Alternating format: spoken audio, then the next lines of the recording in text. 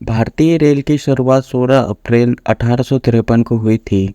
अगर इस भारतीय रेल की पटरियों को एक साथ जोड़ दिया जाए तो उनकी लंबाई पृथ्वी के आकार से लगभग 1.5 गुना ज़्यादा होगी।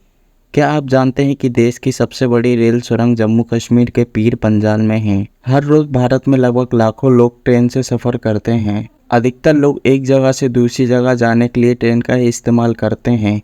परंतु आपने कभी ध्यान दिया है कि कई बार ट्रेन लेट हो जाती है या फिर अधिकतर सर्दियों में ट्रेन लेट होती है, यहाँ तक कि रद्द भी हो जाती है, जिसके कारण लाखों लोग प्रभावित होते हैं। उनका समय भी खराब होता है और काफी नुकसान भी हो जाता है। आइए इस वीडियो के माध्यम से जानते हैं कि ट्रेन के लेट होने के पीछे का क्या कारण हो सकता है।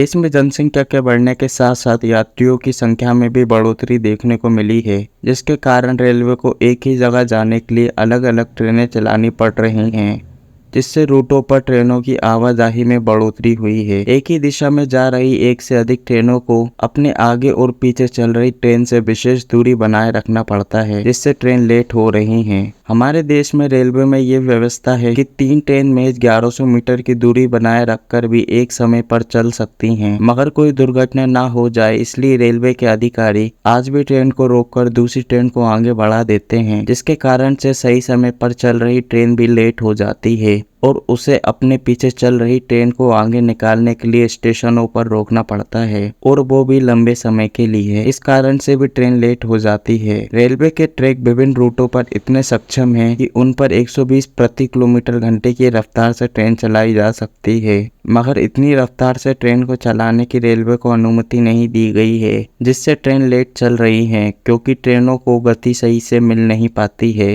रेलवे की घोषणाओं में कई ऐसी घोषणाएं या योजनाएं हैं जो राजनीतिक फायदे या फिर सरकार के बदलने पर रोक दी जाती हैं या फिर शुरू ही नहीं हो पाती हैं। साथ ही रेलवे में हो रहे घाटे के कारण भी समय पर योजनाएं पूरी नहीं हो पाती हैं और फिर इन योजनाओं की लागत साल दर साल बढ़ती जाती है और इन योजनाओं को पूरा करने में देरी हो जाती है। इन प्रोजेक्ट के अधूरे होने के कारण देश का काफी भाग पटरियों के दोहरीकरण से वांछित है। कई जगह ऐसी भी है देश में जहां दोहरीकरण हुआ है तो वहां नदी नालों पर पुल का काम रुका हुआ है, जिसके कारण से सही से परिचालन नहीं हो पा रहा है। समय के साथ साथ रेलवे के अधिकारियों और रेलवे में जिस तरह का बदलाव होना चाहिए था वह नहीं हो पा रहा है। कई बार ऐसा भी देखने को मिला है कि ट्रेन आने की घोषणा किसी प्लेटफॉर्म पर हो रही है, परंतु ट्रेन दूसरे प्लेटफॉर्म पर आ जाती है। ये अधिकारियों की लापरवाही के कारण ही तो होता है। ऐसा भी कहा जाता है कि यदि कोई ट्रेन लेट हो रही होती है तो अधिकारी ट्रेन को सही समय पर लाने की बजाय जगह जगह ट्रेन को रोक देते हैं, यूं कहें तो मैनेज नहीं कर पाते हैं। ये भी ट्रेन लेट होने का कारण हो सकता है। ट्रेन के लेट होने का कारण इंजीनियरिंग से भी जुड़ा होता है। ट्रैक पर किसी तरह का निर्माण कार्य, सिग्नल का काम या